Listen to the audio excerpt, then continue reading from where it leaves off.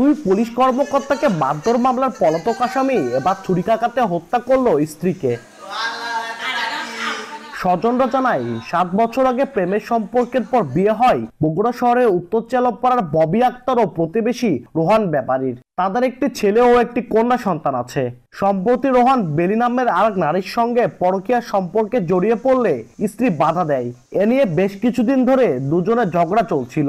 রোববার রাতে বাকবিতণ্ডার এক পর্যায়ে ববিকে উপর্যুপরি ছুরিকাঘাত করে রোহান। পরে নিজেই স্ত্রীকে নিয়ে হাসপাতালে যায়। চিকিৎসক মৃত ঘোষণা করলে সটকে পড়ে রোহান।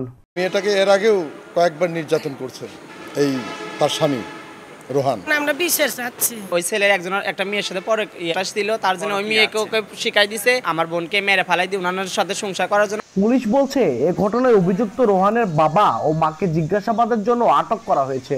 ডিসিস্টের স্বামীকে আমরা যদি পাই তাহলে মূল রহস্যটা জানা যাবে। তাকে আমরা মা অ্যারেস্টের জন্য তার খুঁজতেছি। গত 15 এপ্রিল রাতে মদ্যপ অবস্থায় বগুড়া শহরের কালীতলা এলাকায় রোহান ও তার কিশোর গ্যাংয়ের সদস্যরা দুই পুলিশ কর্মকর্তাকে মারধর করে। ওই ঘটনায় মামলা দায়েরের পর থেকে পলাতক রয়েছে রোহান। আব্দুল আউয়াল, সময় সংবাদ, বগুড়া।